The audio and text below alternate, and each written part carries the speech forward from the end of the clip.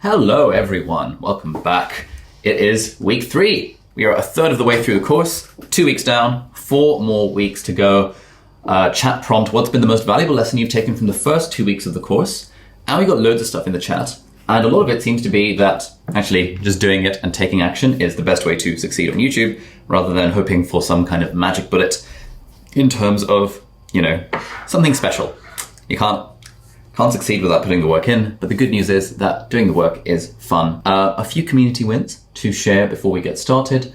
So we've got Gia, or Gia, sorry, I don't know quite how to pronounce your name. 50k YouTube channel, that's pretty awesome. 50k on TikTok, this is also pretty sick, so well done for that. This is what we like to see when we make video shorts. So Athena has very kindly offered to put the graph into the video, and when you post a YouTube short, it starts off where no one really cares, but then at some point YouTube puts it on their shorts feed, and then you start getting random people who don't know who you are watching your stuff through the shorts thing. And so that kind of exponential tick, hockey stick on the graph is what we're after when we're doing shorts, and that's partly why shorts are the week 2 assignment for the course. Workbooks, we got an email from the people being like, they've all definitely been sent out and they should be en route to you, but we'll have a PDF attached in the chat as well. Sorry for the delay. Shipping seems to have been affected by COVID or something like that, and therefore they should be arriving soon. Who knows? Fingers crossed. I believe there's a mistake. Week 3 is being shown. What we mean is week 3. We are currently in week 3. Week 2 was last week. My bad. Cool. Right. What's going on this week? We have a load of guest workshops happening. So tomorrow we have Tristan and Michael from Ultra Speaking, which is all about how to improve our communication.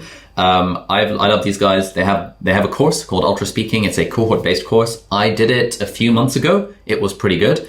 And I've worked with Tristan and Michael as like private coaching kind of things, because I'm always looking to level up everything that I do in my life, especially when it relates to videos. And so I had some really good one-on-one sessions with Tristan and Michael. They're excellent. Like, if you turn up to this guest workshop, you should be prepared to step outside your comfort zone, because they're going to kind of take us through exercises and get people up on stage on Zoom. And it's all great. And the people who, it's totally fine to turn up and lurk and not engage with the interactive exercises. But like, certainly last cohort, we had 2 workshops with these guys. People loved it so much that they asked us, can you bring these guys back for a second time? Because it was just that good. And the people who went up on Zoom and did the exercises got a lot of value from it. So 100% would recommend attending that. We have social clubs straight after that, so that'll be fun. We have Hannah Witten, who's doing an office hours Q&A on Wednesday. Hannah is one of our house masters, 600k plus subscribers on YouTube, been doing YouTube for, I think, close to 10 years now, and talks about sex and relationships, which is very exciting. But she's been kind of through YouTube for the last, since like 2012 or something like that. So she'll have a lot of advice to give about YouTube. So if you have any questions at all that aren't answered in this session, then do rock up to the office hours Q&A and ask them to Hannah. She's great. Then we have Matthew Dix, who is the world's best storyteller. He has won the Grand Slam Moth competition more times than anyone else, like 9 times or something stupid like that.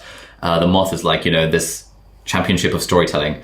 Matthew has written an incredible book called Storyworthy, which was my favorite book of 2020. And I've also been working with Matthew on a one-to-one basis as like, a storytelling coach. Our first 2 sessions were about like storytelling, kind of vocal storytelling. But then turns out that Matthew's actually written a ton of books. And so he ended up being an impromptu, like helping me with writing my book and helping me come up with stories and refine the stories. But yeah, he's amazing. Storyworthy, if you haven't read it and you're interested in taking your channel to the next level with storytelling, 100% would recommend. It also is a great book for life in general. Then on Thursday, we have a live session. And then on Friday, we have Social Club. And we also have the famous David Perel giving us a crash course in writing, specifically as it relates to YouTube videos. So tons and tons and tons of workshops this week. Again, as usual, this can get quite overwhelming in terms of content and stuff. I forgot to do that. Office hours with Elizabeth on Saturday as well.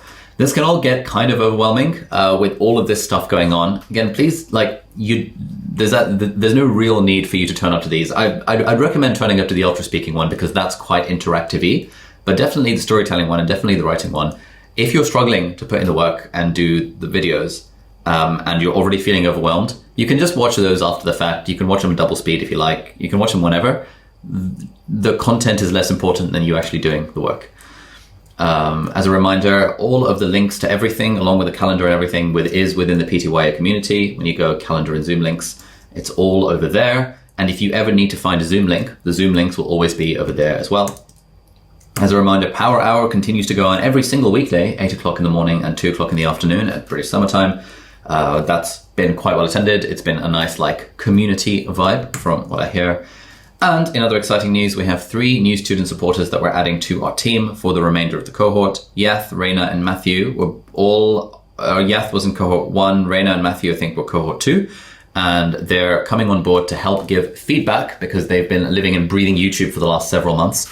And they'll be offering feedback to your homework assignments as well. It's been really great to see that cohort 3, again, more than any other cohort, has been doing the homework assignments.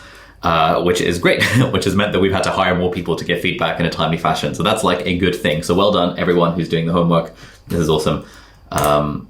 We've also given all of our student supporters this official ST ... badge, which says official student supporter on Circle on the community platform. So you'll be able to see who they are in at a glance. So where are we? We've done week 1, how to succeed on YouTube, the ultimate guide to gear and setup. We've done week 2, which is all about refining our niche and generating ideas. Week 3, this is where the money's really at. How do we get people to click on our videos, and how do we actually keep people engaged throughout our videos? That is the plan. And today's session is how do we entice viewers to click on our videos in the first place? I've already talked about information overload. Don't worry about it. To be honest, it's just really about doing the videos. It takes 152 videos to get your first 1,000 subscribers. Who cares about video 1 or 2 or 3 or 4 or 5? The mistake you don't want to run into, and having done this twice in two other cohorts, the people that don't end up succeeding are the ones who think, you know what, I'm going to watch all the content, and once I've got time afterwards, when my life is sorted out, then I'm going to do the videos. Those people never do the videos.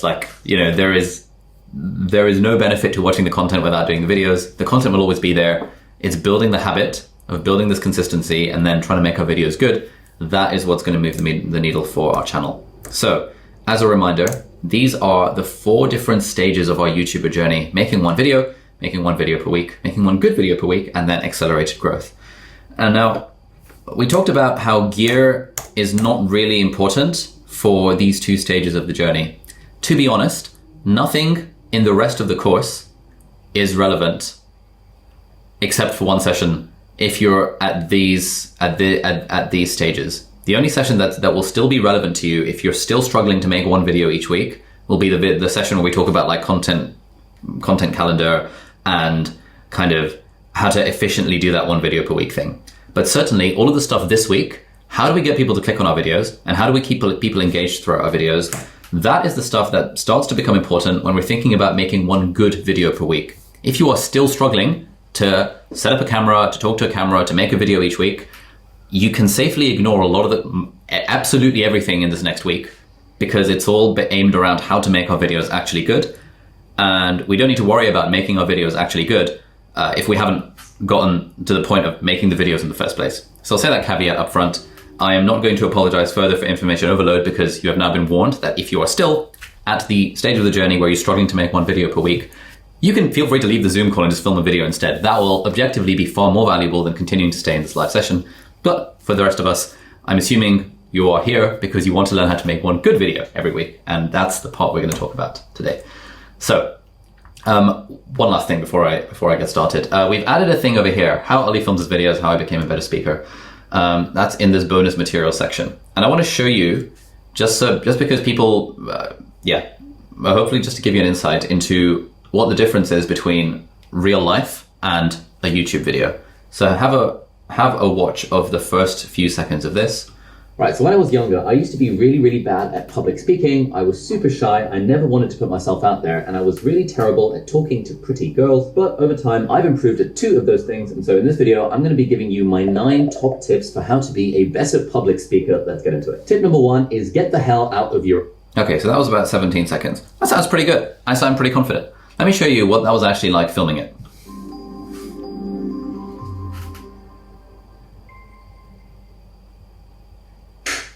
Right, public speaking video, let's go.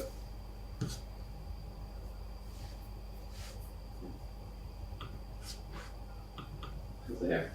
Yeah, fine. Audio recording? Yep. Cool.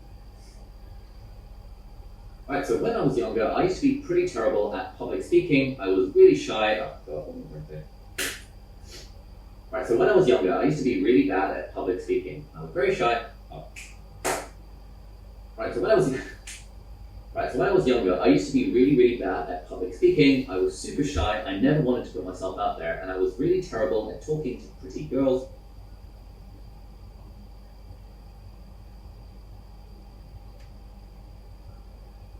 And then we'll do a zoom jump up.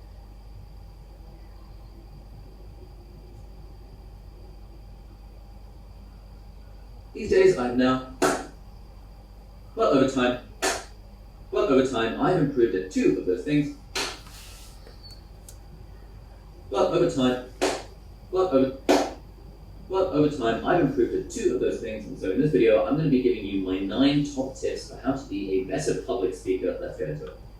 Okay, so that was 16 seconds of content post-edit and 1 minute 25 of content pre-edit. Anyone who thinks that, it's YouTube is one of those platforms where like you really get that thing of comparing your behind the scenes with someone else's highlight reel. If all you saw was these 16 seconds, you would think, damn, this guy's really good on camera, I hope. He's just like fluent, he's not umming and ahhing, he's not stuttering, and then you compare it to yourself and you think, damn, I really struggle to speak to a camera. But you very rarely see the behind the scenes of what it actually looks like. And so whatever your process looks like, don't worry about it, it's all good. Also, bear in mind, I've made 600 videos at this point, 400-ish videos on the YouTube channel, and at least 200 videos for all the various courses I've done. I am a pro objectively at speaking to a camera, and yet I am still filming 10 times as much content for 10 times as little post-edit content, and umming and ahhing and stuttering and swearing on camera. I clap because when I was editing videos myself, when you clap, you see a spike on the waveform, and when you look at the waveforms while editing, you see that the spike, and so you know where you've made a mistake. It's kind of useful. These days, Christian probably doesn't like it because he edits my videos. He doesn't really need it, but it's just become so much of a habit that even sometimes in everyday conversation, I find myself clapping if I've made a mistake, and then I'm like, oh shit, this is weird. What the hell is wrong with me? Anyway, also I need to refresh these slides. But yeah, this is all in the bonus material section on the PTYA community. We've got all of the cohort 3 stuff, and we have cohort 3 Video Vault, and cohort 3 Video Vault is where you will find all the things, including bonus material. It is all in there. And we even have one over here, which is from a homework club in one of the previous cohorts, where you'll see exactly what this looks like. And you'll see exactly what notes I'm looking at and what I'm filming. Again, this is all content overload. You don't need to watch this stuff, but in case it's helpful, we're putting it out there for you guys. Okay, let's talk. How do we get people to click on our videos? So I talked about this at the start. How to grow on YouTube. The only way to grow on YouTube is to make videos that people want to watch. That is the hard truth of growing on YouTube. The only way to grow is to make videos that people want to watch. That splits up into the $1 million formula. The $1 million formula is just 2 things. Number 1, get people to click on your video. And number 2, keep them watching your video. If anyone in the world could solve that $1 million formula to reliably get people to click on their videos and then reliably get people watching the videos, you would become a YouTube billionaire, because that is everything about being a YouTuber compresses to these 2 things. How do we get people to click on our videos? And then how do we keep them watching our videos? There is no more secret to it. There's nothing around tags and keywords and all that kind of stuff. It's just people need to click and then they need to watch. And if you can do that, if you can continue that flywheel of people clicking and then watching, then you'll blow up basically overnight. You can go from 0 to 1 million subscribers in a week if you master the formula of earning the click and then keeping people watching. The problem is these things are quite hard to do. And there is no formula, but we've got some learnings, we've got some insights that we've learned over the last 4 years of trying to do this exact thing. And so those are the things we're gonna teach in this session. So let's talk about earning the click. That's gonna be the bulk of the session. It is vitally important. And again, earning the click is pretty easy. Well, it's not easy. It's pretty simple. There are only 2 things we need to worry about. Anyone want to have a hazard a guess in the chat? What are the two things we care about when it comes to earning the click? Exactly. Title and thumbnail. The only things we have to play with when earning the click are the title of the video and the thumbnail of the video. That is it. It's so simple, isn't it? Just have a good title and have a good thumbnail. A lot easier said than done, though. Let's start with titles. Titles are more important than thumbnails, if you had to choose between one or the other. And, you know, whenever we start off as YouTube beginners, we think in terms of videos. We think, okay, I want to make a video about X, or, oh, I'd love to make a video about that thing. But as you become more pro, you stop thinking in terms of videos, and instead, your entire brain rewires itself to think in terms of titles. These days, whenever anyone says to me, Ali, you should make a video about this thing, the very first reflex thought in my spinal cord, in my hind brain, is what's the title going to be? I don't need any frontal lobe involvement. I don't need the prefrontal cortex to have that. It is literally a reflex at this point where video idea immediately, you know, even bypasses the brain. It's a spinal reflex. What is the title going to be? That is how much titles are important. And, you know, when you're a beginner YouTuber, you film a video. I was doing this for 2 years. We film a video, and then while we're uploading the video, we're thinking, right, what's the title and thumbnail going to be? Okay, let me find a thumbnail, let me grab a screen grab, let me put some text on it, let me come up with a title, blah, blah, blah. When you're a pro, you don't even film a video. You don't even start thinking about a video unless you've already got a decent title for it, because you know just how ridiculously important the title is.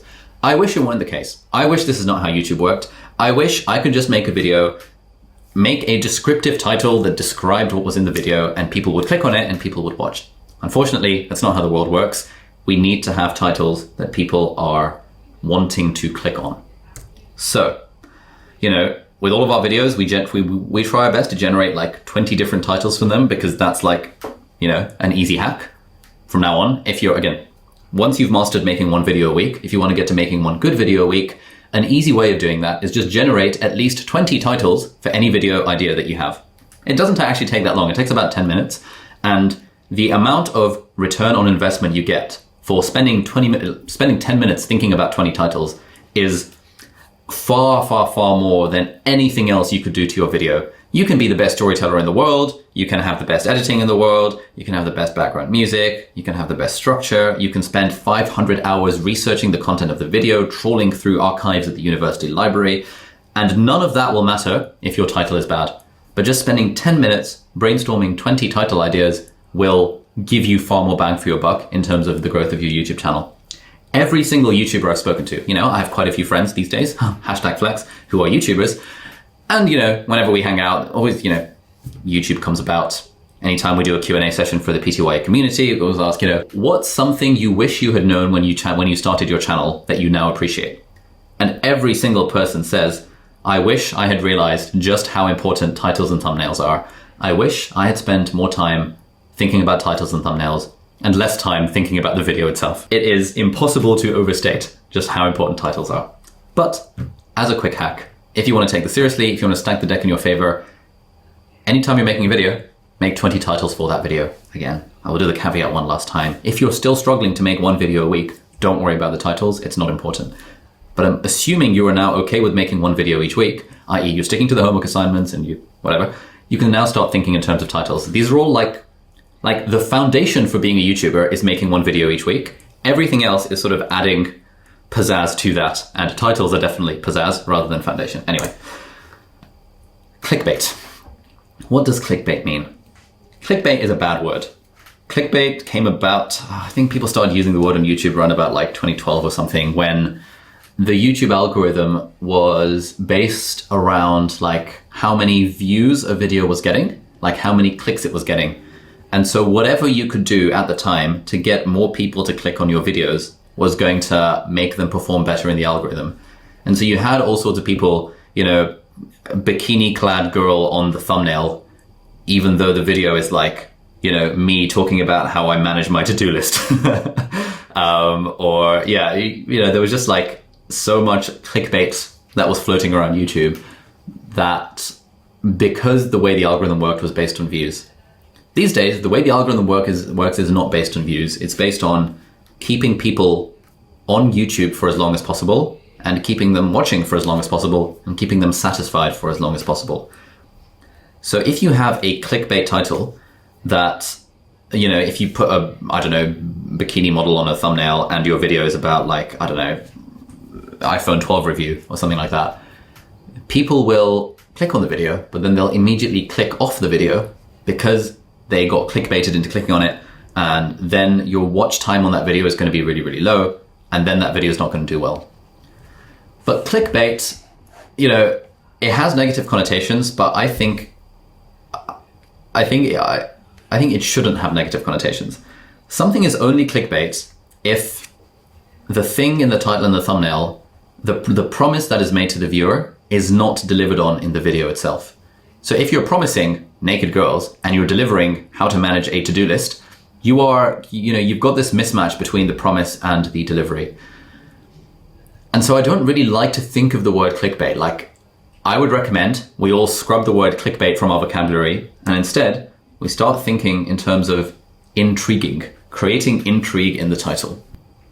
Technically, you know, one of my most successful videos is called How I Ranked First at Cambridge University. That is a very clickbaity title. It's also got a lot of artistic license in there. Like, it was 1 year out of 6 years. It was 1 year where I was doing psychology, whereby, you know, there were only 80 people in the year group. I didn't even rank first, I ranked second, but me and the girl who came first, we shared the prize for first place because we were so far ahead of the other people, and that was the technique that I used. But How I Ranked First at Cambridge University is a sort of clickbait title. But I think it was clickbait in a good way, because the video delivered on the promise. It gave people this like essay memorization framework. It's gotten like 5 million views at this point. It's the gift that keeps on giving. And to this day, I get like dozens of messages each month from people being like, hey, I loved your essay memorization technique. It really helped me in my exams. And initially, I was hesitant about using that title because it felt too clickbaity. But now over time, I've realized that, okay, it's not clickbaity as long as it satisfies the promise that was made. Because when we create a title and a thumbnail, we are creating an expectation. We're giving a promise to the viewer, and then we want to deliver on that expectation. We want to deliver on that promise in the video itself. And so it's all about thinking about things as intriguing rather than as clickbait. Clickbait is negative, intriguing is positive. Before we go on, let's talk about the difference between search versus browse. When we're thinking about a title for a video, it's useful to think about what is the intention of this video and how do we want people to find the video. Are we targeting search or are we targeting browse? Browse means it shows up on the homepage or it shows up in suggested videos broadly. And if you think of, in fact, it would be interesting to do this poll. I'd love to hear in the chat. When you go on YouTube, is the majority of videos you watch from homepage or suggested, or is the majority of videos you watch from search? Okay. Browse. Yeah, maybe a poll. A poll would be good, but it would take too long to make one on the fly right now. This is pretty accurate. About like 10% of YouTube traffic is search, broadly, very roughly. 90% of it is browse. So when we're thinking about targeting our videos, yes, it's okay to target search, but most of YouTube traffic comes from browse. So what does this mean for us? Well, we have a little spectrum, and a browse-oriented video is on one side of the spectrum, and a search-oriented video is on the other side of the spectrum. Now, browse-oriented videos are super clickbaity in like a nice way, and they grab your attention and they appeal to emotion in terms of the title and the thumbnail. A search-oriented video is super niche and specific, and it answers a specific question, which is like targeted at a specific viewer, or it asks a specific question that's targeted at a specific viewer. And so when we're thinking, what is the title for my video? Or when we're thinking, hey, I've got a video idea, I want to do iPhone 12 review. What we need to think about is iPhone 12 review targeting browse, or is it targeting search? What do you guys reckon? iPhone 12 review, are we targeting browse or are we targeting search? Yes, very good. We are targeting search. There are some people in the world, Marcus Brownlees, Linus Tech Tips, the big tech YouTubers, who know that they are targeting browse because they just know that their video is going to go on the trending page. Like for the rest of us, iPhone 12 review is a search targeted video. The people we want to land on this video are people who are actively looking for a review of the iPhone 12. This is the iPhone 11, I don't know why I'm calling it the iPhone 12.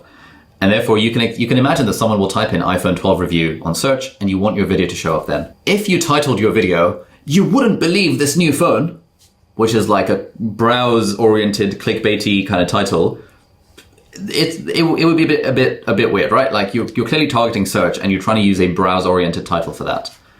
Instead, if you made a different video and it was like, "You wouldn't believe how I tried smashing an iPhone." "I tried smashing an iPhone" is a browse-oriented title. No one is searching for the phrase "I tried smashing an iPhone." Very few people are searching for the phrase "iPhone smashing" or anything like that. But if someone sees "I smashed my iPhone" and this is what happened, or something on the homepage or on suggested, they might be more likely to click on it. And so we do want to keep that in mind. Generally, the titles that we're going to talk about are browse-oriented. As a general rule of thumb, channels don't blow up because of search. They blow up because of browse. Search gives you a nice kind of long tail trickle growth effect on your channel. Browse is what has the potential for viral growth. And basically all channels that are like breakout successes, that's predominantly based on just having one or two viral videos. And so the way that I approach videos generally is like every video is like pretty standard, except occasionally a video will go viral. And you get your standard, viral, standard. You know, we've had 1 or 2 viral videos every year out of the 100 to 150 videos we post each year. And targeting browse massively increases your odds of getting a viral video. Targeting search, you're basically never going to get a viral video if you target search. Like, it's just so unlikely because search is not how channels blow up over time. Anyway, let's just keep that in the back of our minds when we're thinking about titles, because a lot of the title tips we're going to give you are focused on browse rather than on search. The way you target search is you just, think about what is the viewer searching for, and then answering that question in the most efficient way possible. So, a channel like Mr. Beast, do you think this is a browse strategy or do you think this is a search strategy? Browse, absolutely. Mr. Beast makes his living off of viral videos.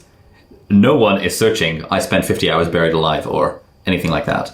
These are the sorts of videos that go on the trending page, that go on the homepage and get tens, if not hundreds of millions of views. This is absolutely a browse channel. Just wanted to put that out there, that some channels target browse and those are the channels that go big. Some channels target search. That's fine. They're not going to go huge, but they're very, very targeted. So let's say you've got a business where you're teaching people how to use Salesforce and you've got a consultancy program and an online course. Salesforce is not really a browse-friendly topic. Like, very few people are gonna kind of see an intriguing video about Salesforce on their homepage or suggested and be like, "You know what? This sounds intriguing, let me click on it." Unless it was a video like, "What the hell is Salesforce?" or, "Why is Salesforce a $100 billion company?" or something like that. But if it was like, something specific like how to use VLOOKUP tables in Salesforce, I don't even know if those are a thing. That's the sort of thing people are searching for. And it's totally fine if you go down that route because your business is based around targeting search. It's just not the traditional way of YouTubers blowing up, which is more about browse. What makes a good title? So, a few rules. We've got like 4 or 5 rules for this. Rules of thumb. Number 1, sell the result. So, how I type really fast, how I remember everything I read. These are me trying to sell a result. Now, how I remember everything I read, that's selling a result. The alternative way of titling that video would be something like "My system for taking notes from books." My system for taking notes from books. Because that's basically what that video was about. And initially, when we were thinking about that video, the title of that video was going to be something like "How I take notes from podcasts" or "How I take notes from books." But then when we think about what makes a good title, like "How I take notes from books" is fine. It appeals to people that already know they want to take notes from books. This is not that many people. Few enough people read. Even fewer people decide they want to actively take notes from books. But then you start thinking, we think of this video concept, "How I take notes from books." And we go one level above and think, okay, why would someone want to take notes from books? Taking notes from books is the process that achieves a particular result. What is the result? What's the goal? What's the thing that people are after? And broadly, the reason we take notes from books in some spheres of life is to remember more of the things that we read. Because that's the real problem. You read stuff and then you forget it. And that is the true pain point that taking notes from books is solving. And so the insight for this video and why this video ended up doing really well, I think this video would have got like 200,000 views if it was called like how I take notes from books, because no one would have cared.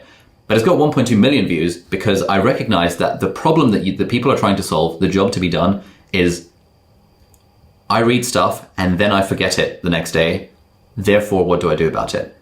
And so the title is selling the result. How I beat imposter syndrome, how I became a better speaker. The contrast here is in titling the process and titling the results.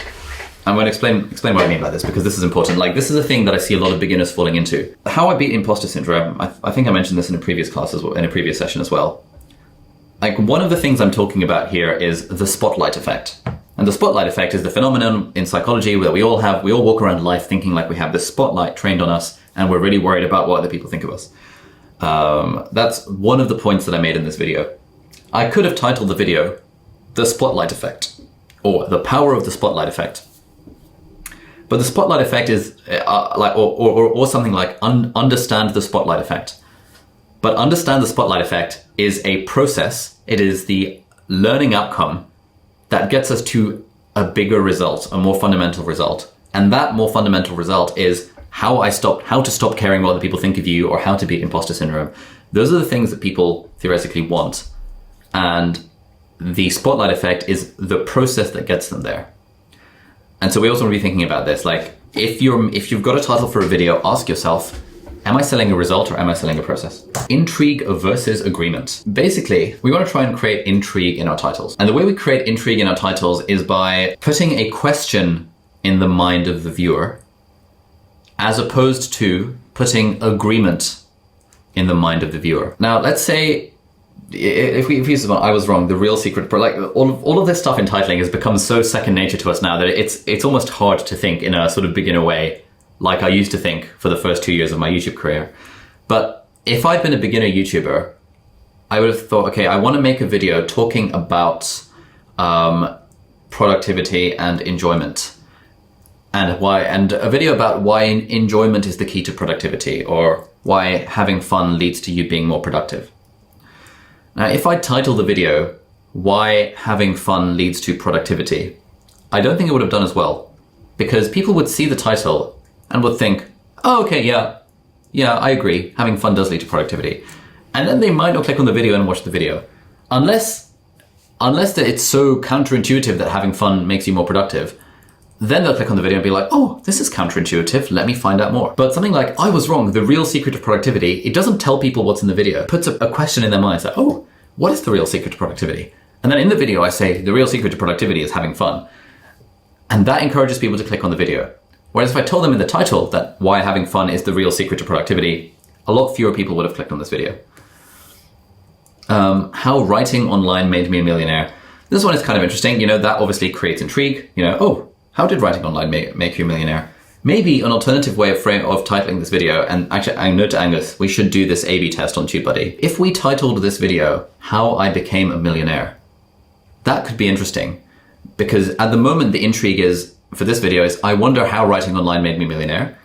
But if we change the title to How I Became a Millionaire, then the question in people's mind would be, oh, how did he become a millionaire? And then the process would be writing online. So even this title and this video went viral for us. Even this is not as intriguing as it could be.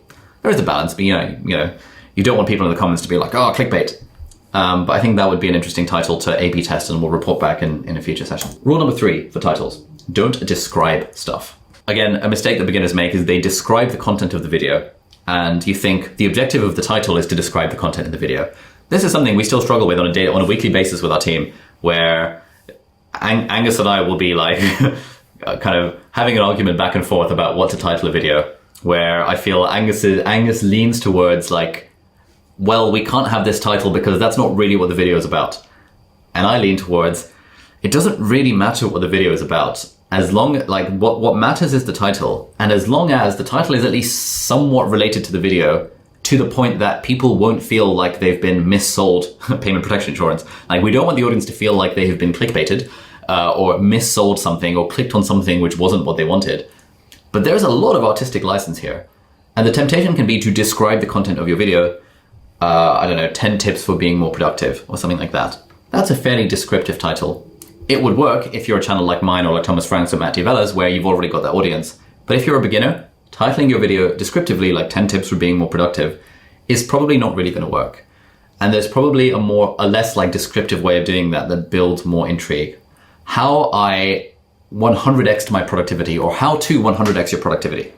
How to 100x your productivity is an intriguing title. The content of the video could still be 10 tips for being more productive, but how to 100x your productivity is a less descriptive way of creating that title. And rule number 4 is optimize for humans.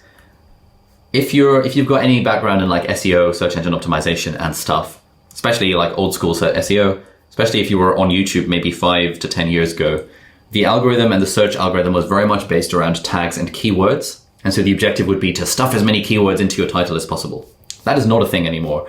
Instead, we always want to be optimizing our title for humans rather than for this mythical algorithm. There's no such thing as kind of the algorithm is being good to my video or the algorithm is promoting my video. The only reason the algorithm is promoting a video is because people are clicking on that video and people are watching the video. The algorithm follows preferences of people.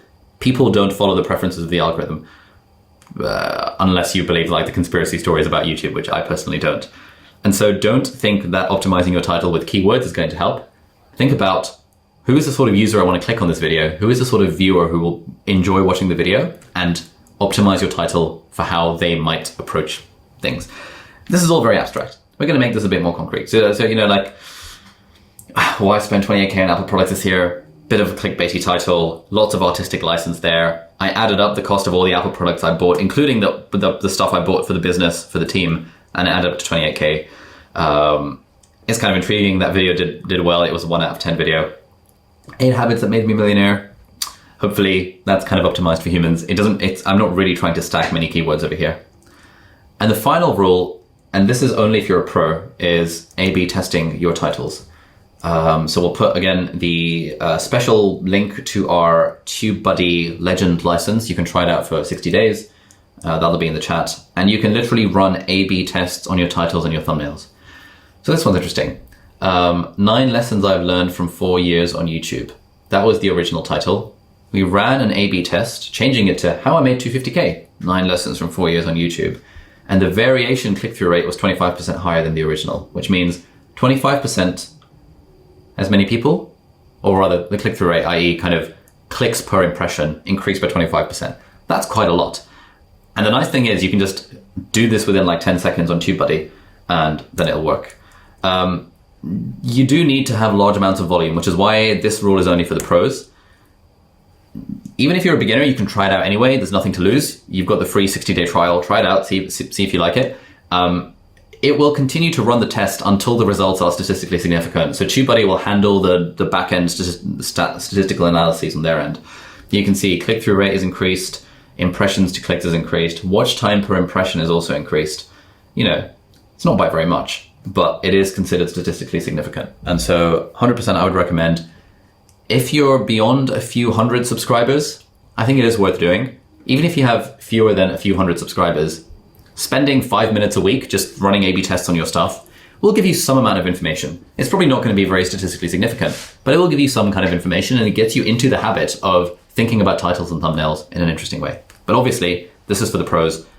If you're a total beginner and you're still struggling to make 1 video a week or even 1 good video a week, don't worry about this. This is an advanced tip. Learn anything with flashcards, the ultimate guide to Anki. Again, how I ranked first at Cambridge, my secret tool. Bit clickbaity. People will be like, oh mate, you're a tool. But the variation click-through rate was 23% higher. And so it makes perfect sense for us to go with that. Click-through rate originally 7.3%, variation 9%. And we were improving across the board. TubeBuddy says they're 97.9% sure the variation will perform better than the original. This is really, really good. Can someone put that link in the chat, please? Yeah, I think TubeBuddy normally has a free trial, but if you use our link, you get it for twice as long and you get the Legend license, which is like the one. It's like $49 a month normally. I think it's totally worth it, hands down. But that's where you unlock the A/B testing feature. But you get it for free for 60 days with our link. You know, again, I learned freestyle rap in 30 days. Variation, why I learned to rap. Why I learned to rap was 20% higher. We went for that. So, you know, if I show you our TubeBuddy account, we literally have sort of dozens, if not hundreds of A/B tests. And we were talking to this dude called Evan Carmichael the other day who manages 8 YouTube channels. And he said he has like hundreds of A/B tests running at any given time. So if we look at A/B tests over here, yeah, these are kind of the recent ones. But if we look at completed, you know, we've been doing A/B tests for quite a long time. We probably should still do more of them, but A/B testing is like a very useful feature to be able to do. Again, this is a pro feature. If you're a total beginner, don't worry about it. It's not going to move the needle for you. Finally, really good tool that you should bookmark, thumbsup.tv. This is made by my agency Standard, and the idea is that you can drop a thumbnail. So I don't know, let me find a random thumbnail from my desktop. I need an image. And so when you type stuff in here, you can see what your title and thumbnail will look like on different devices. And so here you can see that Hiring First at Cambridge University 5 is being cut off. On mobile, you know, channel page small, it's not going to show. On mobile, it's also not going to show in column view, which is how most people see their stuff on suggested, whereas this is kind of what it looks like sometimes on the homepage. So you can try out your thumbnails to see what they look like. Again, it takes like 30 seconds to do, but it's worth doing just so you see what it will look like to the end user, just because titles and thumbnails are so important. Okay, awesome. So let's go into breakout rooms. So in small groups, help each other brainstorm video title ideas. So what the idea is, how many people do we have? We have 213 people. So we're going to have breakout rooms of about 3 to 4 people, if we can. No, we can't. It's going to be between 4 and 5 people, because 50 is the maximum. So between like 4-ish people in your breakout rooms, every person should have the floor for 2 minutes. And what I want you to do is like introduce yourself to your breakout room and be like, okay, I'm working on a video about X. I need some title ideas. And people will just give you title ideas in the Zoom chat. That's probably the easiest way of doing it. This is the sort of stuff we do when we have brainstorm parties within our PTYA community, which happens after the course. These are all, again, free events that you're more than welcome to attend, where we kind of give one person the floor for a certain amount of time, like 3 or 5 minutes, and then everyone just spams them with title suggestions. And it's like an amazing way of crowdsourcing really good title ideas. So we'll go for a 10-minute breakout room and 2 minutes each, and we will be giving you time warnings every 2 minutes. We want to make sure collectively that everyone has a chance to take part in this. So please, like within your breakout rooms, if someone can offer to time keep and cut people off when they've had their time, it'll just help us make sure everyone gets a turn. And enjoy the breakout room. Alrighty. We have people coming back as usual. Would love to hear any insights from the breakout room. Anastasia and tech, super fun, useful, not enough time as usual, so good, excellent, that's what I like to hear. Titles are hard. Yes, titles are hard. Ran out of time. Really good, good feedback. Hard to go from a search mindset to an intrigue one. Yes, it is. The result. Lots of fun, great insights. Non-violent communications, too niche with money. Title got me excited about the video that started kind of boring. Yeah, I often find this happens. Like, if I have a topic for a video and I think, oh, it's kind of boring, like how I take notes from books, I thought it was kind of boring. I was like, oh, how I remember everything I read. Yes, that's like a really interesting title. So often I become more like yes, when we come up with a good title. But these days, if we don't have a good title, we just don't bother making the video. So yeah. Okay, good. So titles are part of the equation. We're now going to do a little fun thing. So let's do a live titled critique. So if you have more than 10 videos on your channel, please can you post a link to your channel in the chat? Okay, Burhan, yes, I know that you're an online business type guy, so I suspect your titles would be pretty solid. Oh, interesting. Just Post, Why Are You Afraid? Why don't I like the title of Just Post, Why Are You Afraid?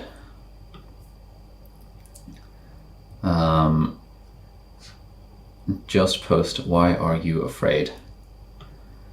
Exactly. It's the process, not the result. The advice you're giving is to just post. And if that's the advice you're giving, that probably shouldn't be the title. The title should be, I mean, I like the why are you afraid? Or what you're trying to get at here is how to get over the fear of posting, or something like that, where the process is just freaking do it. You don't want your title to be just freaking do it. Caveat, if you're Casey Neistat, you can make a title called Just Freaking Do It, and then it'll work. But broadly, yeah. What's stopping you from making content? That's nice. Is marketing important for your business? How to get more people to see your work? That's nice. Is outsourcing talent good for your business? Yeah. What to do to own your niche? How you can see how I publish and manage content. Yeah, this is actually all pretty. How mind mapping increases productivity. Yeah, it's not too bad. The easiest way to repurpose video content. Yeah, very specific. Oh, okay. Who are you trying to prove yourself to? Not a fan of this. Why am I not a fan of this? Who are you trying to prove yourself to? Who are you trying to prove yourself to? I mean, I think it's fine. Like, who are you trying to prove yourself to? I think it's a very like specific motivational one, which people would click on if they feel immediately in their heart that, oh yeah, that sounds like me. I feel like I'm trying to prove myself to people. But I wonder, like, I'd be thinking like, what is the broader advice that you're giving here, and what is the result the user actually wants? Who are you trying to prove yourself to? It's a rhetorical question. That's all right. 2 minutes. 2 minutes. All right. Let's try someone else. Let's randomly. Okay, here we go. Rationable. Okay, here we go. 5 best podcasts for skeptics and science ... science enthusiasts. Okay. Should we get the vaccine? These titles are actually not too bad. I think like presumably Ayurveda is like a thing. I have no idea what it is. The science behind boosting your immunity. Fact checking Patanjali. Okay, I don't really know anything about what niche this is in, but these titles seem pretty reasonable on the surface. So that's pretty solid. My favorite way to outsmart hackers, very nice. Hey, fever advice. Why you need to know about NFTs, a beginner's guide. How to avoid burnout, that's good. Could Google eliminate the default? Okay, that's intriguing. Football's coming home, attending is this like a vlog or something? Okay. My breakdown, working at a COVID vaccine. Yeah, these are actually very reasonable. Very reasonable titles. I am liking these. Let's pick another one. A simple hack to clean camera lens and sensor ... Uh-oh, what's fast and safe? Okay, yeah. How to cook gin ramen. A solution to insanely boring vlog. I don't really get what's going on this channel. It seems to be like a vlog channel. How to sleep better, yep. But actually, to be honest, the titles are actually pretty solid. Nothing particularly to point at, but I'm taking issue with the titles. Freedom from distractions. Like, what are you... This title to me doesn't really make sense. Freedom from distractions. Like, if I made a video called Freedom from Distractions, well, what's the question in people's minds? What's the result? Like, what are they hoping to get when they click on the video? Are they hoping to get freedom from distractions? In which case, the title of like how to get freedom from distractions might make a bit more sense. Introversion versus extroversion. This book tells it all. Okay. My so-called productive morning. So 3 tricks I discovered to beat ... Okay. This is the sort of thing whereby using thumbsup.tv would be really helpful, because beat procrastination is like a crucial part of the title of this video, and it's being cut off over here. 3 tricks I discovered to be productive and be productive. I would probably rephrase this like how to be productive and beat procrastination, or how to beat procrastination would be a reasonable title. I love these apps to optimize health. Yeah, that's intriguing. We're like, oh, okay. How to board gracefully. Oh, very nice. I should definitely watch one of those videos. But yeah, actually, these are pretty good. I would just take issue with this one, and be it's unfortunate that this title is particularly like it's gone. Okay, here we go. Why I love being an engineer. 5 reasons. ... Okay, short. That's fine. 4 benefits of master's degree in electrical. Again, that's being cut off. The electrical engineering bit is really, really, really important here for this particular title. And so I would kind of rephrase things around just so that, like, you know, electrical, like 4 benefits of master's degree in electrical, yeah. Where to get electrical from top 5 programming languages, hardware explained. This actually, these are all pretty solid titles. My top 10 books for computer engineers, very nice. Chip design, flow, and software. I suspect your target audience will know what that means. I don't personally. Silicon Valley in Europe. Why Apple building Silicon Design Center in Munich? I would probably rephrase this to something like, again, you know, just subjectively, why Apple is moving to Munich. which is a little bit clickbaity. Why Apple's moving to Munich? They're not really moving to Munich per se. It sort of implies that they're moving from like Cupertino to Germany, but it's like sufficiently intriguing, I think, and it has enough like it's close enough to what you're trying to say that it doesn't seem clickbaity. So that's interesting there. 3 creative engineers, nice. Is getting a master in electrical engineering worth it? Nice. These are all actually very, very, very reasonable titles. I love the design of this, love the vibe. It's a pretty solid channel. And another thing that I like to see, like when you click on a channel, like it just gives you, the 5-second first impression of the channel. This one looks pretty pro. It looks pretty well put together. The branding is nice. The colors are nice. A channel like this, no offense, Vic, doesn't look particularly well put together. There's no channel art. The thumbnails are a bit like low quality. You can tell you haven't shot it with like a decent camera and decent lighting. It just looks a little bit more amateur than something like this that instantly makes you think, oh, okay, this is a YouTube channel. This person knows what they're doing. The other one here, again, no channel art and thumbnails not particularly fancy. I mean, I get that you guys are beginners, and so that's totally fine. Whereas Anastasia is clearly not a beginner. But that's just something to keep in mind. This is nice. This is a good vibe. This looks good. This looks like a channel. You land on the channel, you think, okay, this is professional. They know what they're doing. I'm going to hit the subscribe button. But those are the sort of things that I'm thinking about as I look at titles. Let's see, one last one, and then we'll... 3K subs. Okay, this is good. You land on this channel and you think, oh, okay, I get the vibe. The vibe is nice. The colors are good. The background's nice. The thumbnails are pretty good. Not this one, but the rest have effort put into them, apart from this one. I guess it's a more personal video, so that's fine. This looks like a pretty solid channel. Nice. We've got like playlists that are nice color coordinated. This really, these are really nice. This really looks like you know exactly what you're doing. Oh, mate, I freaking love these thumbnails. These are so good. Elizabeth, if you're here, I think we should use this as like a exemplar for our PTYA YouTube channel. These are so nice. Yeah, you just look through this channel and you think, damn, this is sick. I'm literally going to hit the subscribe button. But okay, titles. Sorry, I was just like salivating with the thumbnails. Okay, short tutorial, easy stop motion animation using After Effects. Okay, the After Effects bit is quite important. You do. I would also include it in the thumbnail, like the AE logo. Easy stop motion animation, where I've been. Amazon must-haves under $30 for remote working. UX designer recaps. None of these are particularly, like, they're all tutorials and tutorial type things. And they look pretty solid. Man, I just love these thumbnails, they're so sick. A trip to Salt Lake City, vlog. Yeah, titles are reasonable, thumbnails are really nice. Good job overall. House points? Sorry? House points? House points. Oh, yeah. Yeah, let's, I don't know, do you want to, I want to give 20 points to Anastasia and to Andrea and to Sanjay for having nice nice thingies. So, but let's add those up behind the scenes, and let's give 10 points to everyone who we've had as well on here for being kind enough to post their link. Hey. And actually, Burhan's is pretty good. We'll give 20 points to Burhan as well. Like this looks good. Yeah, well done everyone. Anyway, let's move on. Let's talk about thumbnails now. We talk about titles. Thumbnails a little bit.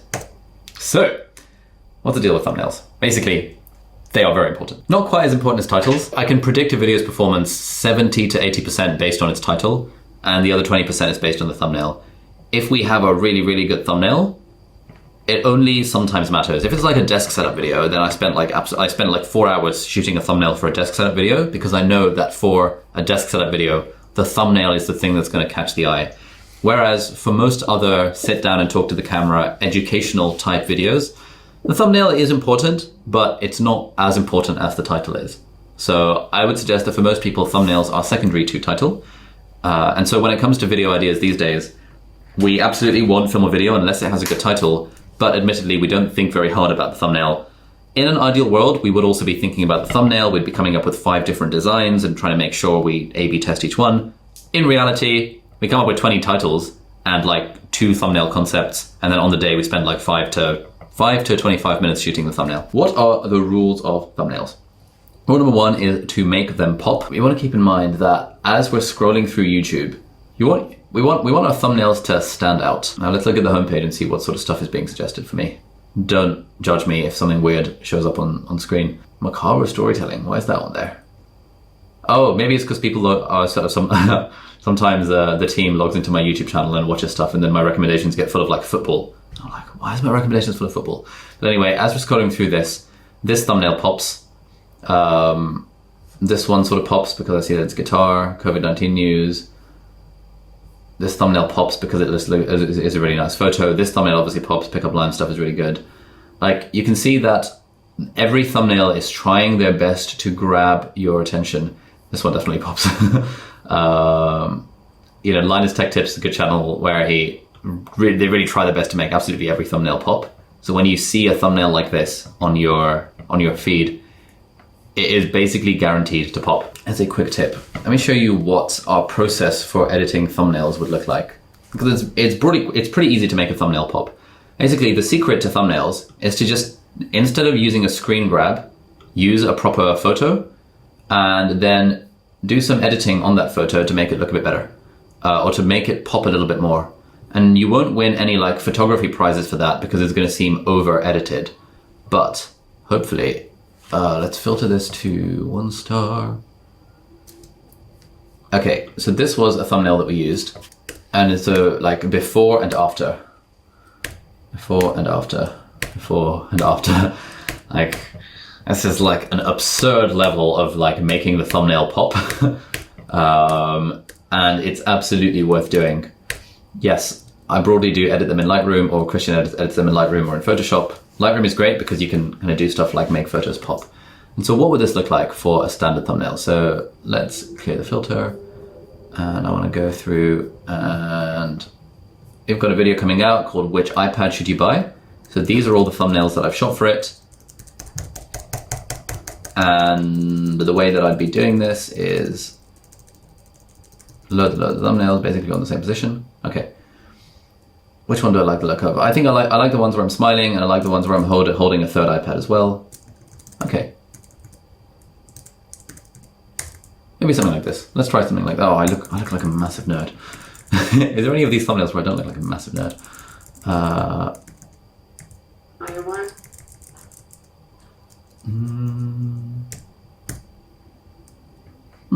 That's all right.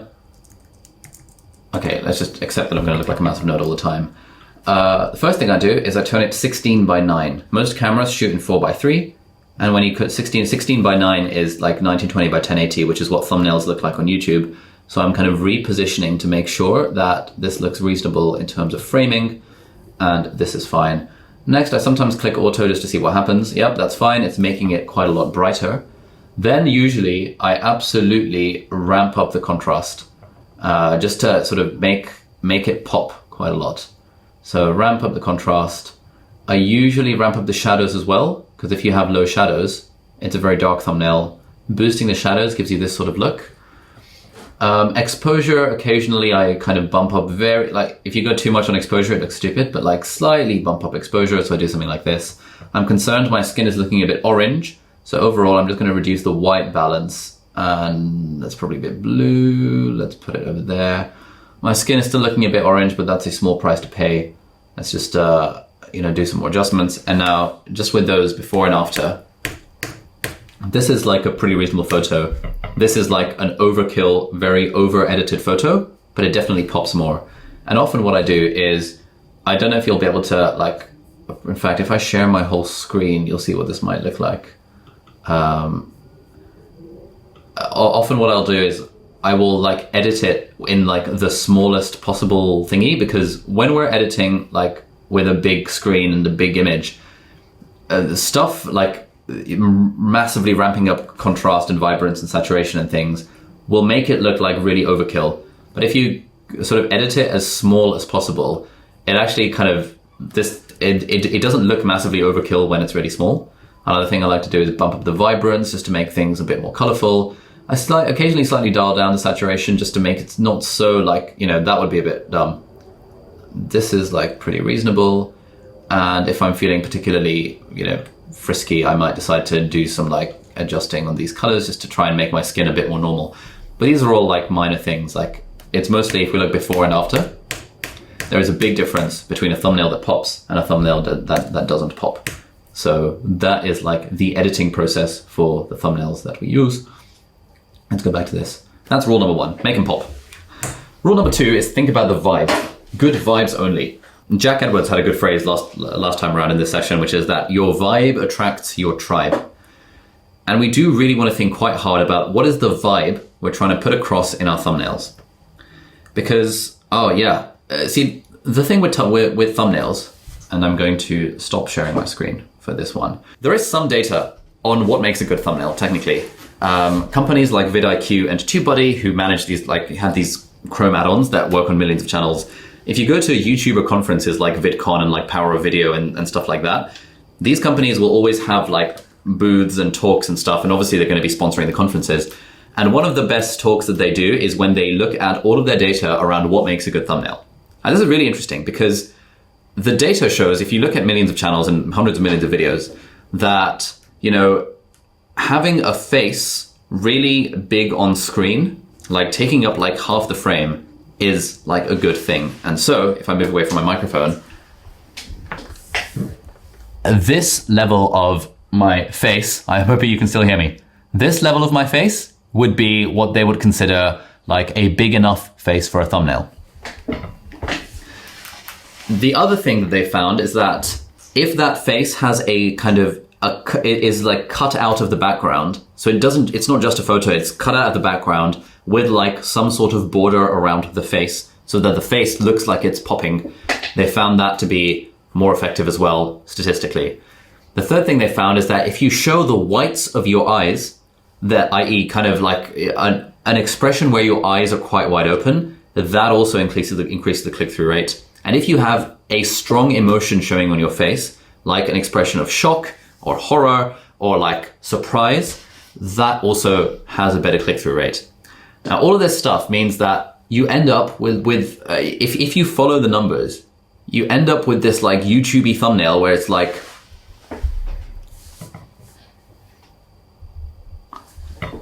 and you'd be cutting them out of the background and having like a fire in the background and all that sort of stuff.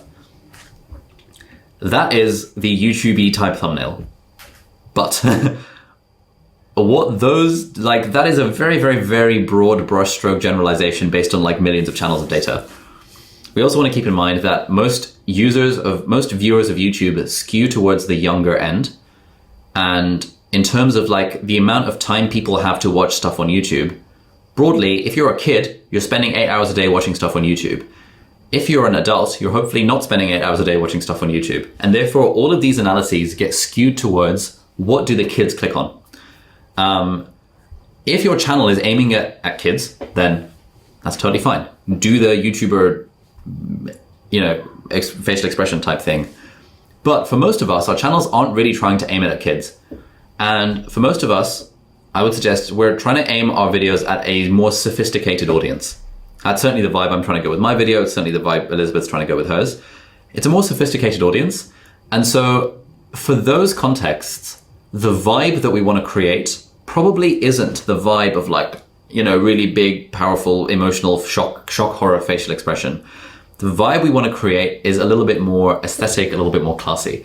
And so, yes, maybe that goes against the technical, what the data says about the thumbnail.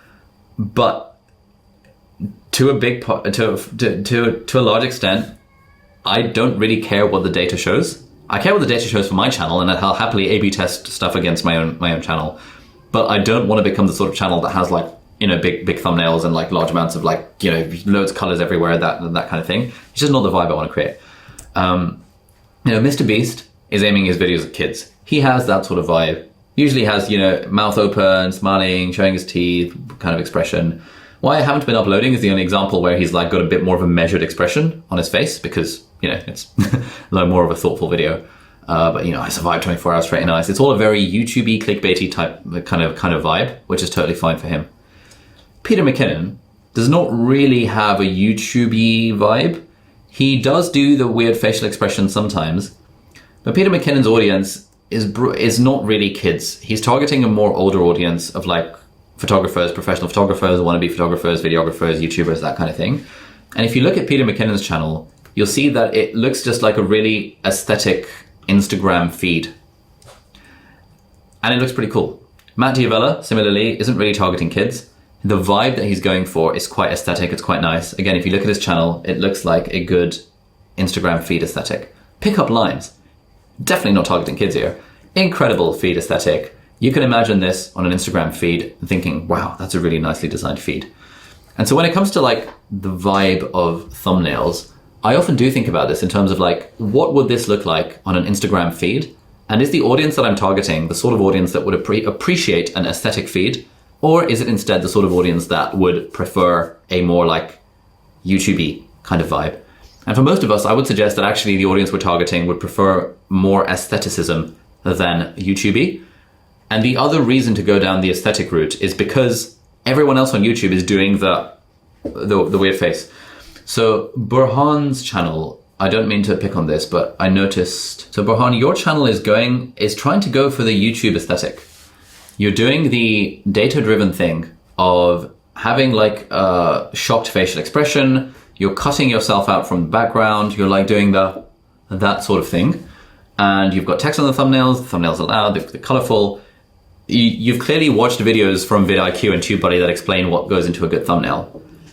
But what I would suggest is for your channel, the person you're targeting, it sounds like from your titles, the person you're targeting is a sophisticated entrepreneur. And I wonder to what extent a sophisticated entrepreneur would vibe with this sort of style of thumbnail. Your thumbnails, again, in the nicest possible way, your thumbnails are trying to be like Mr. Beast, but the audience you're targeting is not 9 to 14-year-olds. It's like probably an entrepreneur in their 30s who's got a business, who wants to start a business. And potentially, if your thumbnails looked more like Matt D'Avella's, your channel might be more appealing to the slightly older, sophisticated audience that you might be trying to target. Like these thumbnails look super aesthetic. They're not very Mr. Beast. Occasionally he does the face. But you scroll through this and you think, wow, this is a really classy channel. And you scroll through Mr. Beast and you think that's not what you think. You don't think, wow, this is a classy channel. And so I would suggest, Burhan, well, one thing you might want to experiment with is maybe changing up the vibe of your channel to be a little bit more aesthetic and a little bit more sophisticated.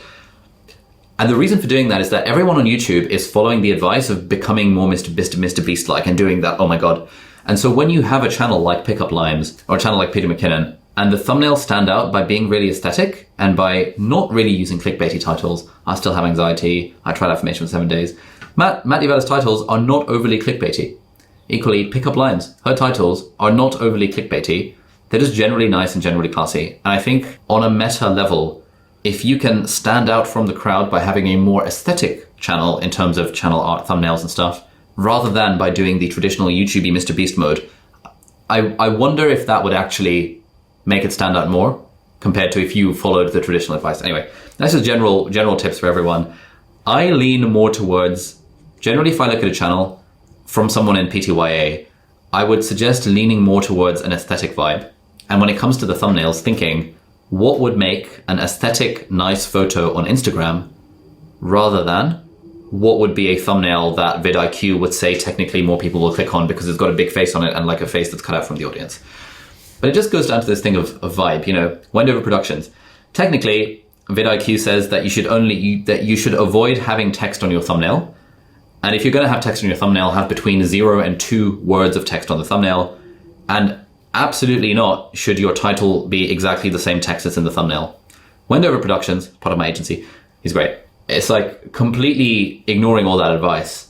But this is a very, very, very interesting vibe of thumbnails. Wendover is targeting a sophisticated audience, the sort of audience that's wondering, I've always wondered what living in the South Pole is like, or damn, I've always wondered how luggage gets routed in different flights, and you know, a more sophisticated audience. And the more sophisticated audience, the more leeway you have to make your thumbnails less YouTube-y and more like interesting, I think. Babish is interesting. Great channel for cooking. Very aesthetic photos of the thing itself, of the stuff. These are clearly photos. They're not just screen grabs. There is a market difference. Often you can tell the difference between like a photo and a screen grab. And if you have a photo, you've got much more room to like ramp up a lot of the settings in post. And if you have a photo, you can often get like a more blurry background, because in the middle of a screen grab, it's very hard to find that perfect like spot where everything's in focus, there's no motion blur, and everything is sort of suitably blurred in the background. So often, if I'm filming a video, then either before the video or after the video, we'll switch the camera to manual mode. We'll switch from, I don't know, f2.0 to f1.4. We'll go to shutter 1/200 to reduce motion blur, and we'll just snap a ton of photos. If I'm on my own, I'd use a remote. If Angus is with me or Sheen is with me, I'll ask them to be behind the camera. But yeah, he's taking decent photos and he's adding text to them. So we want to think about vibe. Hopefully that makes sense. Okay, rule 3, emotion is good if it fits the vibe, right?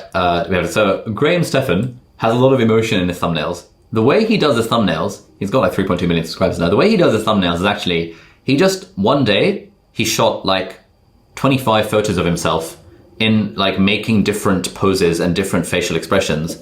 And every time he needs a thumbnail, he/his team, they just take from this library of 25, those sorts of photos, and they craft a thumbnail in Photoshop with text and whatever. That's how he does it. His emotion does fit the vibe of his channel. The channel is all about finance. The people he's targeting, I would suggest, skew a little bit younger. He's grown a lot because of the crypto crowd. The crypto crowd skews a little bit younger and enjoys like the emotionality in the thumbnails. But when you click on one of these, the content is just absolutely stellar. It's like so ridiculously well done. In a way, there's this juxtaposition between you see a thumbnail like this and you think, okay, bit clickbaity, how can this be a good video? And then you watch the video and you're like, damn, this is a really, really, really bloody good video. So the emotions are fine if it fits the vibe. So you just want to think about what vibe you want to create. This was the vibe that I was creating for the first 18 videos on my channel. This was about 4 years ago. And this is the vibe of the latest ones. Like, our thumbnail style has definitely changed over time. I think we're probably going a bit overboard on this sort of thing of icons and images and stuff. But like, I do think quite hard about what is the vibe we want to create in thumbnails. I like the accent color blue, and so all of our thumbnails have a level of blue accent to them. And if you scroll through the feed, hopefully it shows that, oh, okay, this is a well put together channel. And overall, I guess when it comes to thumbnails, the key message is to balance the art and the science. The science would tell you to do the YouTube-y Mr. Beast type thumbnails, but there is an art to a thumbnail as well. And there is an art to curating a nice aesthetic channel that if someone lands on it, they think, damn, this is really cool. If someone lands on it, they look at that, they just scroll and think, okay, this channel is well put together. This is awesome. Rather than this is like a hodgepodge of different things. And most people aren't thinking this consciously. It's just like a subconscious gut level reaction to like a nicely designed aesthetic and a nicely designed vibe. Thumbnails are not an afterthought. We should ideally be thinking about thumbnails as we're thinking about video ideas. And we can also test thumbnails on TubeBuddy. So for example, this was one original variation. Variation did much better. Variation click-through rate was 200% higher than the original. That's huge. Honestly, the only real difference between the two was the second one popped and the first one was a bit darker because I forgot to edit it. Or if I did edit it, I didn't edit it that well. Beyond that, like, both thumbnails are made basically the same. Again, variation here, it was darker, we had text on it, and then just took exactly the same image, got rid of the text and made it a bit brighter. And that did 27% better. Here's another one. How much money I spend in a week as a 25-year-old doctor? The variation, i.e. this random photo of myself from recently, is 60% doing better in click-through rate by an absolute ton compared to what it was originally, what I spent in a week, original 3.3%. So yeah, that's interesting. Here's another one. My 2021 iMac productivity desk setup. I was kind of surprised by this because usually with desk setups, having a person not in the desk setup generally performs better. But in this context, we thought, you know what, let's give it a go. I had a photo of me with and of the thumbnail with and without me, and the variation did a little bit better, but statistically significant. Over here, my home tech tour 2021 variation, again, me in it, smiling with a bit more showing, 21% better than the original. I thought the original was quite aesthetic, it's quite Instagram-y, but this is the thing, like, you have a hypothesis about a thumbnail, and then you run it for a bit, and then you can literally just test it using the TubeBuddy A/B test feature, and you can get some decent insights. Here's another one, how I manage my time. Weirdly, I was surprised about this. The original one is actually doing better, and the variation is done worse. I'm not sure why that is. You would think maybe it's because thumbnails, I don't know. There's something about the original that makes people want to click on it more so than the variation. Who knows why? Here's another one that was clearer. So, this was a video with Sarah Dietschy where it was like a summary of an interview that I did with her. We tried a new style of thumbnails that didn't have me in it, that had text in it, that had her face, thinking, oh, she's a sort of famous-ish YouTuber that people would recognize, and she's a girl. Most people on YouTube are dudes, so maybe you'll click on a girl's face. Didn't do very well. Switched it to a random photo of me, and suddenly it's 82.3% higher. So, it's all experimentation. It's all a work in progress. Some random dude emailed me saying, hey, I want to make thumbnails for you. And I said, okay, we'll try it out. And he made this thumbnail, iPad versus MacBook. And I said to him, look, man, I'm going to do an A/B test on it. And if it works, then you can be a thumbnail designer. And if not, then not. And the original was 41% higher. So just a nice photo with no bells and whistles was doing a lot better than a more like produced thumbnail on Photoshop.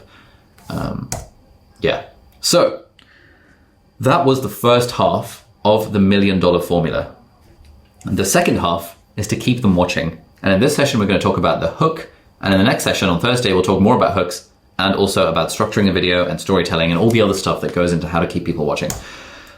This is a whistle-stop tour, so let's keep this quick because we only have 23 minutes. Okay, awesome. This is an interesting quote. The average attention span for a goldfish is 9 seconds. The average attention span for a human has dropped from 12 seconds to 8 seconds since the year 2000, according to Time magazine. So the hook of a video, the opening 10 to 30 seconds are really, really important. And really the first 10 seconds is where the magic happens. So this is what the retention graph on most YouTubers' videos look like, so including ours, where you have a massive drop-off initially, and then you have a very slow trickle up until the end. Massive drop-off initially, slow trickle towards the end. But what we're trying to do with a hook is we're trying to reduce the amount of there's always going to be drop-off. People always video will autoplay, people will click on it, not like the vibe of the person, immediately click off it. So you're always going to have a drop-off. The aim with the hook is to make the drop-off less. And so, for example, I want to show you what these 3 different videos started off with. So let's see. I'm going to play the intro over here. Hey friends, welcome back to the channel. This is going to be a little bit of a chit-chat, rambly kind of video where I talk about my feelings with a cup of chamomile tea in my hand. And there's nothing particularly engaging about this hook. It's the sort of video, in fairness, it's the sort of video that's only really going to appeal to the fans of me already. And so for them, they might be like, oh, okay, Ollie's going to sit down and talk about stuff with a cup of tea. I'm going to watch this. But you can see, only 66% of the viewers were still watching at 30 seconds. So we lost a third of our viewers in the first 30 seconds. That's not great. Here's another one.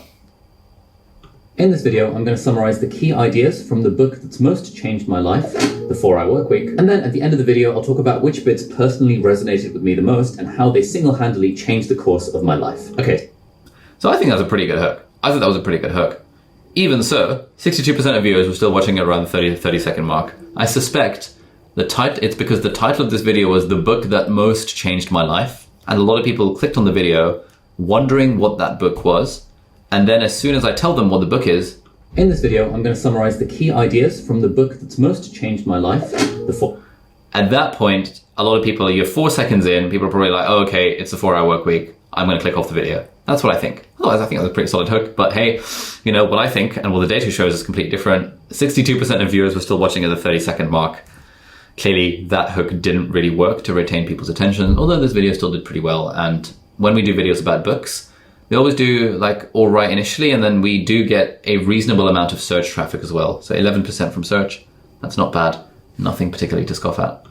Here's one where we did a lot better. 74% of the viewers were still watching around the 30-second mark. This is higher than typical compared to your other recent videos. Well done. So let's play the intro here and we'll see if we see anything interesting.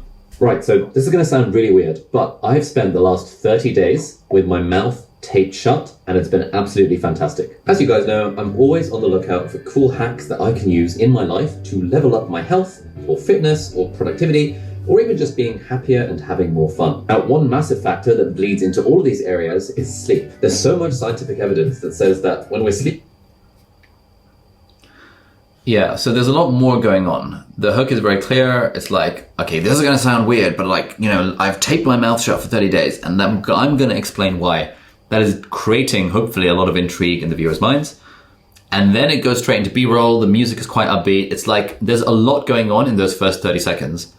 Whereas in the other two videos that we showed, there was a lot less going on in the first 30 seconds. And one thing that we've seen is often the more B-roll we have in the intro, in the first 30 seconds, generally the better this kind of segment of the video does.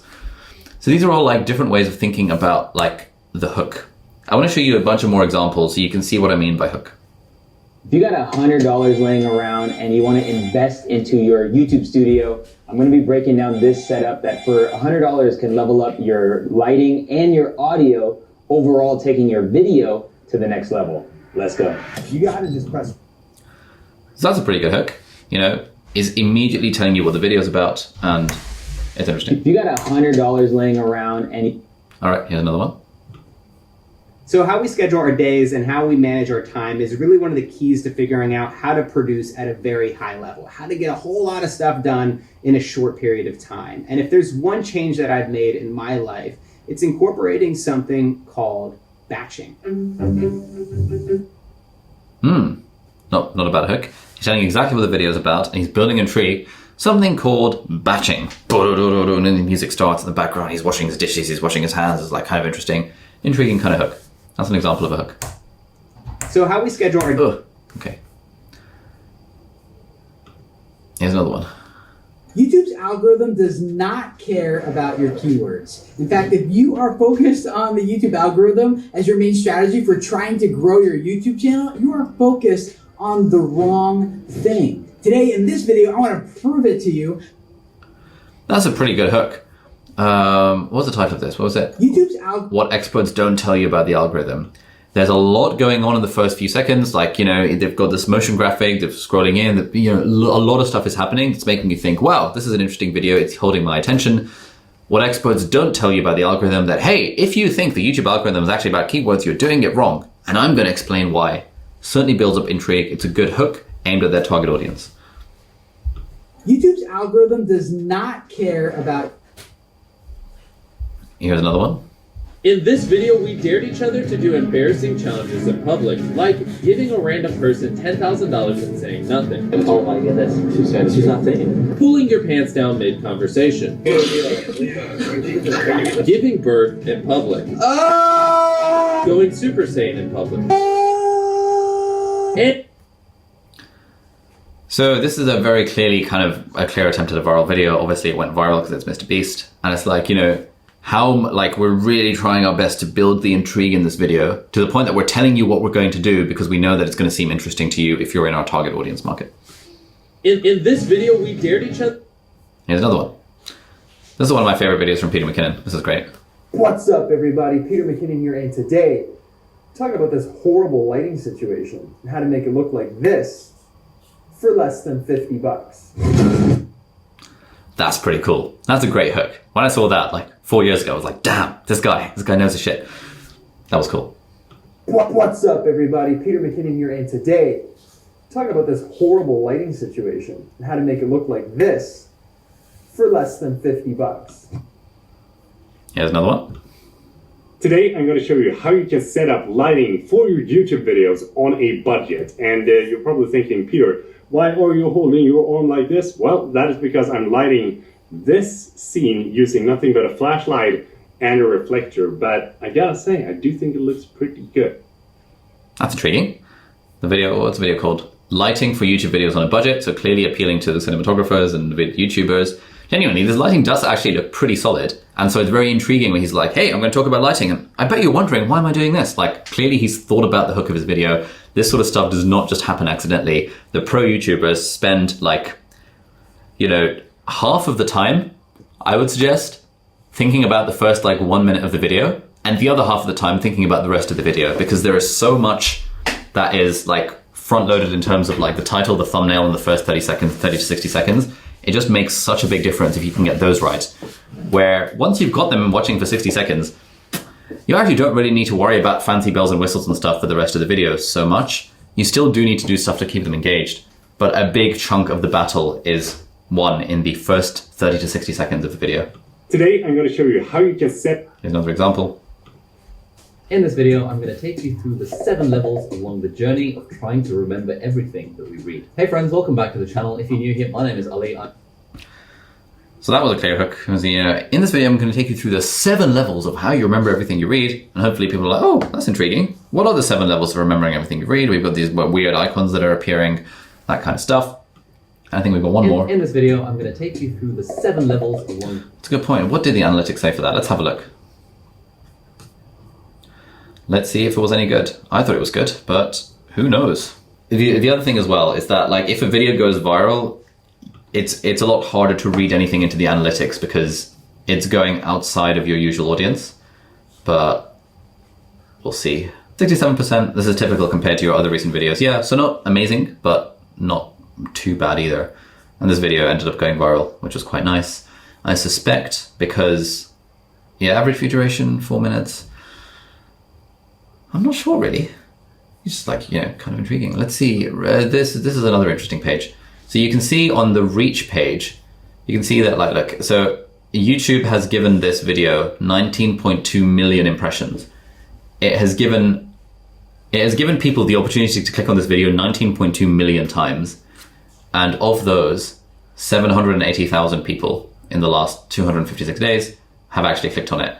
And so this is always an interesting thing to see because people are always like, oh, YouTube is mean to me. The algorithm's not working for me. You can literally look at this, whatever the size of your channel, and you can see that, hey, YouTube is doing their best. They're putting this video out to 19.2 million people, or they're putting the video out to people 19.2 million times. And now it's just your job to convert them into a click from the title and from the thumbnail. And if you ever think that, like, YouTube is out against you, just look at how many times they show your content and impressions. And absolutely, yeah, it's in their interest to help us do well. Here's another one. Right, so I'm going to break down what I earn from my full-time job of being a junior doctor in the UK's National Health Service, alongside with a breakdown of 5 different sources of passive income. But I wonder how this hooked in. Right, so again, I spent ages thinking about that hook. Right, so I'm going to break down. Let's look at the analytics. Right, so I'm going to break down. Is there any service you recommend for thumbnails? No, I don't know of any, but there are like hundreds and thousands of them on Fiverr and Upwork and People Per Hour. Again, this video went viral, so you can't read much into the retention graphs. 61% still at the 30-second mark. Yeah, there's a load going on over here. I think this was where the sponsorship plug was. This is what happens when you have timestamps in a video. Your graph looks really weird, but this video did really well for us. Pretty solid video. Yeah. So these are just some different examples of hooks. Here are some suggestions. You could ask a question. You're like, have you ever wondered what it's like to blah, blah, blah, blah? You could share a fact. Did you know if you tape your mouth shut while sleeping, it actually improves the quality of your sleep? We're going to find out why in this video. Offer a transformation. In this video, we're going to talk about this horrible lighting setup and how to go to this for less than $50. Offering a clear transformation, providing a tip, show loads of B-roll. Matt Diabella's very good at this, where he would have a voiceover and be like, procrastination is one of those things that we all struggle with, and blah, blah, blah, blah, where there's nice music, there's some B-roll, it looks nice, there's like a little time lapse of like a city, there's a shot of people walking, and you look at that and you think, oh, this is a well put together video. Or you can do the kind of more YouTubey thing, where you can be like, coming up, like, oh my god, and you can show, Mr. Beast does this a lot, you can show bits from later on in the video to intrigue people that, hey, this is what's going to happen. So, we don't have much time. Let's skip this. Spend the next 10 minutes crafting a hook for your next 3 videos. I want to get to the Q&A, but if you're not interested in the Q&A, it would be worth doing this. Like, for the next few videos, it actually would be good to craft a hook for them. But we're going to stop there because I do want to have some Q&A. This week's assignment is Steal Like an Artist. We talked about the book, Steal Like an Artist, last week. Every artist gets asked the question, where do you get your ideas? The honest ones answer, I steal them. So last week we talked about idea generation and finding ideas using the birdsong technique and coal mining and the other stuff. The task this week is to steal like an artist and create a video based on an idea that you generated whilst digging in one of your coal mines. The video can be any length or any genre, but it must be inspired by something you found using one of the coal mines that you listed during Thursday's session. When you publish your video, share it in homework number 3 space in the PTY community, and please also share where the inspiration of the video came from For example, the tweet, the blog post, the podcast, the article, etc. As a bonus challenge, also share 10 title ideas with your post and invite others to decide which title they would click on. As David Bowie famously said, the only art I'll ever study is the stuff that I can steal from. So make whatever video you want, but the challenge this week is to make it a video where the idea for the video is one that you've stolen from the Birdsong Technique or from the coal mines or from whatever other source you want to steal ideas from. Yes, that's the way. The next session is how to keep viewers engaged. And now it's time for Q&A. Whew, this has been a bit of a mammoth of a session. What's the split for the videos you create for browse versus for search? Do you focus less on search as you grow? Yeah, I think for us, maybe 20% search, 80% browse. And definitely we focus less on search as we grow. Is keyword research not so important? Yeah, it's not important at all. Basically, no one cares about keywords anymore. If you use TubeBuddy or vidIQ, the Chrome extensions, they can populate the keywords and tags for you automatically, so you don't need to worry about it. What about for technical videos? I'm seeing that many of my views for videos come from external, which I assume means Google search. What are your thoughts on YouTube video discovery through external search? External doesn't necessarily mean Google search. If you click on external, you can see exactly where they're coming from. Often it means that your video was linked to someone like embedded within a website. That can be external. Sometimes if it's shared in someone's in a newsletter, that would be external as well. Generally, you can't rely on Google search being the way people find your YouTube videos. But you know, if it gets reposted on Reddit, if it gets posted on a blog, if you share it on your newsletter, you'll get a lot of views from external. Is it true that in the early days, search through a niche and keyword targeting works much better than browse? I don't have any strong data about this, and so I don't want to give like a clear answer one way or another. So for example, one of our students in cohort 2, Marshall, is a professional videographer, and his very first video ended up going viral. I suspect the reason his first video ended up going viral is because it was genuinely a very, very, very, very good video. Like, it was so well put together, it was really well shot. And the better a video does, the more likely the algorithm is to promote it in browse. And I suspect Marshall has got a lot of views in browse and from the homepage because the video was good already. I also know of channels who have made video where video number 1 was such an absolute banger that it just exploded the channel basically overnight. That is so rare, it almost never happens. And the only real way to make that happen is for that video to be just incredibly good. For most people, if you're a beginner, less than 250 subs, your video is probably not that good, objectively. You're probably not a professional videographer, you probably haven't done editing before, you're probably not a professional public speaker on camera, etc., etc. Therefore, to expect your video to do well and therefore end up on browse, I think is generally is harder to do. And so if I were starting from scratch and I had like a very specific kind of niche, I would probably target search in the first instance, because I know at least I can do a good job for the people who are specifically searching for my thing, even if I'm not able to target browse. But I don't really have any clear data on whether search versus browse is better. I would say it is useful to do a broad, you know, try them out, you know, 150 videos to get 1,000 subscribers. It doesn't really matter. Like, try a few that target browse, try a few that target search, see what happens. What are your thoughts on titling too many of your videos with how to or how I? Yeah, it's something I've started thinking about recently. In the past, we found that for us, like, how I works better than how to. And plus, how I think, creates more of a guide kind of vibe rather than a guru kind of vibe. This was certainly the case for the last few years. But recently, I started to think maybe how to is the way forward. Like, I saw a comment on one of my videos where, like, the title was something like, the title was 8 Habits That Made Me a Millionaire. And in my head, the reason for titling That Made Me a Millionaire is because, hey, you know, this is just what's worked for me. Maybe it'll work for you. Take it or leave it. That's the sort of vibe I want to get across. What this comment said is that, hey, you're so selfish and you're just flexing that you're a millionaire. This would have been a better video if you titled it 8 Habits That Will Make You a Millionaire. This guy was probably from America, because Americans love to be like, 8 habits that will make you a millionaire. It's more of a, Americans broadly compared to Brits are more okay with just giving advice. And I'm very not okay with giving advice. It's something we're going to try out. How I think it doesn't really matter. I would like it if our channel had a bit more variety. But I think the other thing to keep in mind is that we are so much more in the weeds of our channel than anyone else is. We watch all of our videos, we're intimately involved with our channel, and we know what the patterns are for our own channels. that, oh, I've done too many videos that start with how to, or too many videos that start with how I. But if we think about like 98% of our users, they don't understand the meta game of our channel. They don't realize, they wouldn't know or care that the last 50 videos we've done have started with how to, unless they happen to be browsing our channel, which is not usually how people find content. They usually find it on search or browse or suggested. Very few people find content from a channel page itself. And so there is a danger always of thinking the audience actually knows or cares what the metagame of your channel is. Sometimes we think, oh, our thumbnails have been a bit samey, or, oh, we made a video talking about this exact thing 3 months ago. But 99.9% of our audience does not know that we made a video talking about this thing 3 months ago. Like, it does not matter. We could just make that video again. And so those are just some thoughts on this question of what are your thoughts on titling too many videos with how to or how I. How does capitalization influence title? All caps, some words, all caps, doesn't matter. Again, I don't really have clear data on this.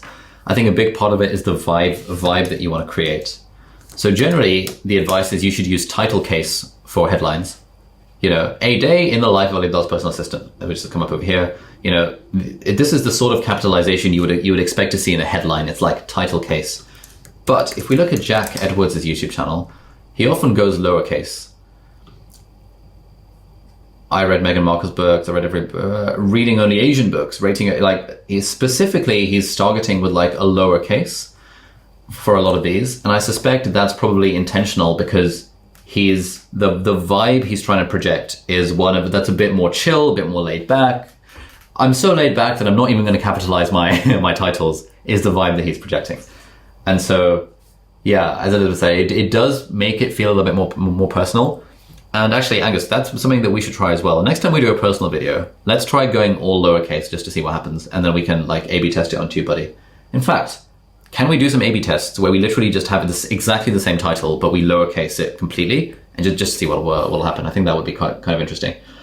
How do you think of ethically using our inherent negativity bias for titles? What does that mean?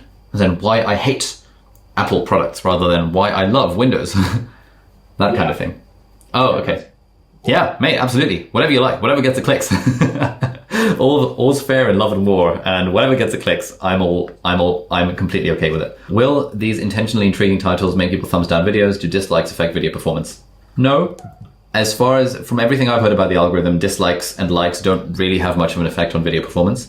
The thing that does is, are people clicking on the video and are people watching the video? I could be wrong, but I mean, I keep a pretty close pulse on like what's going on in YouTube algorithm world, and I haven't heard anything to that effect that likes and dislikes actually matter. So yeah. What numbers are needed for statistical significance? Absolutely no clue. That would be too much outside of my wheelhouse to understand that.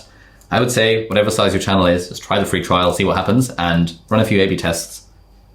And if you get decent data, you get decent data, and if not, hey, you can always just sign up for the free trial again later on, once you cancel your account. Would we be able to get some settings for the Shure SM7 BLE users for game? Honestly, it's just, I just eyeballed it. I have this microphone plugged into the, whatever this thing is, the Cloud Lifter. This is the setup that Matt D'Avella uses for his podcast, and there's loads of stuff on this about YouTube.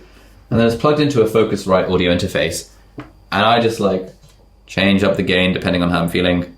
And I can't remember what it was now. I kind of look at the thing, it's going green, it's going green, it's going green, it's going green, it's going green, it's going green. Okay, now it's kind of going red, this is probably too loud. Okay, this probably seems reasonable. There's nothing fancy about my settings for this sort of stuff. I just eyeball it based on, are we clipping or are we not clipping? Is it worth going back and revamping older thumbnails and titles? Most of the advice I've heard from like YouTube coaches about this is no, not really. Like, you can do it if you want, but if your older videos aren't working, chances are it's because they're just bad and they're not making people watch, as opposed to because the video is so amazing, it just so happens that the title and thumbnail are really bad. I mean, like if you have spare time, there's certainly no harm in doing it. Again, the Video Creators Podcast, the Think Media guys, they all broadly say that doesn't really make much difference. TubeBuddy has a tool that lets you see, where is it? I haven't used this in ages.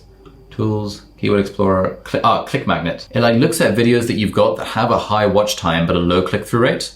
And if it has a high watch time and a low click-through rate, then that suggests that there is something wrong with the title and thumbnail. Because the video is good because people are watching it, but they're not clicking on the video because the title and thumbnail sucks. Here we go, click-through rate opportunities.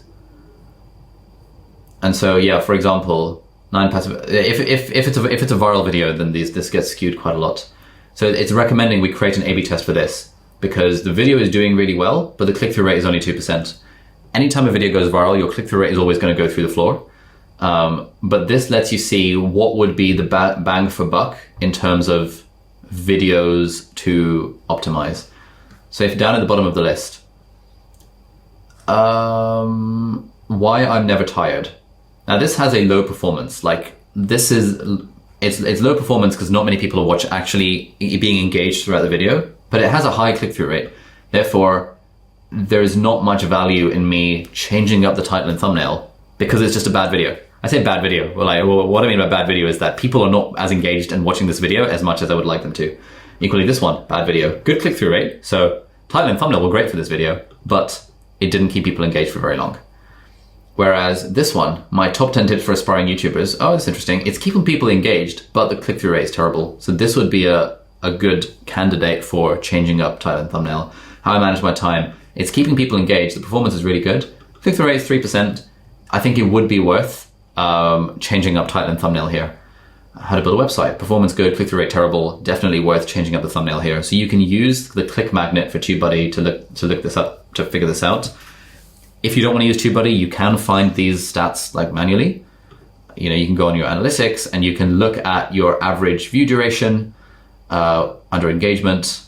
Average view duration 436, about the same as usual. And you can compare it to your click-through rate. So 4.2% click-through rate. That's reasonable. So I don't think there's much scope for changing the title and thumbnail on this. It's not going to make much difference. But hey, if you want, there's no harm in revitalizing content on your channel based on titles and thumbnails. One context in which I think it would be useful is, let's say you completely decide that you're going to switch up your whole vibe of your channel completely. At that point, maybe it would be worth just going back through the old thumbnails and just refreshing them if it doesn't take too long. If it takes like 5 minutes per thumbnail, I think it's probably worth it, because then when someone lands on your channel, then it looks really legit rather than a bit unprofessional and bad. So, you know, we want our channels to look legit. That's what I think anyway. Like, not many people are going to be on our channel page, but the ones that are, I think we do want them to, like, yeah. That brings us to the end of this session. So that's clicking on titles and thumbnails. Like, honestly, it's the most annoying part of YouTube. I would enjoy YouTube a lot more if I didn't have to think so hard about what the title of the video is going to be. But if you make this like a default way of thinking, like for us, well, it's just so default now that anytime someone on the team suggests any idea at all, it's like, okay, well, what's the title of the video going to be? That should be our default way of thinking if we're trying to make our YouTube channel grow in the most efficient way, because title just has such an annoyingly disproportionate effect on a video's performance. So hopefully you guys found this video helpful, this lesson helpful, video helpful. That's my usual spiel. Hopefully you found this lesson helpful. Please do the homework, post it in the community to get feedback. Keep up the house sessions. House sessions seem to be going really well. We've had a load of decent feedback about them. And the house sessions are a great way of like sharing your woes and for the house masters to help address your concerns. And what I've been hearing from the house sessions is that people are realizing that, oh, you know, I haven't been able to do the homework because life got in the way, and then my kids were being dickheads, and then like, oh, you know, everything went wrong. And then other people in the house are like, oh my God, me too, that's happened to me as well. And just like being able to hear that you're not alone in the house sessions is kind of nice, because it's sort of at this point in the course whereby it's very easy to be very excited early on that, yeah, I'm YouTube. But then the actual work starts, and now this week we're going to overload you with content because we've got like 3 guest workshops. They're all like really, really good and very high value and jam-packed with stuff. And it's very easy to get overwhelmed with the content. And what I would suggest is take advantage of the community and the accountability. That's why we're at a live course after all. You know, you pay about 10 times as much for a live course as you do for like a pre-recorded course. And it's those live components, the accountability and the community, that really help people get through this difficult part of the journey, the starting out part of putting out 1 video every week. Yeah, hopefully you guys found this session helpful. Thanks for coming, and I'll see you next time. Bye-bye.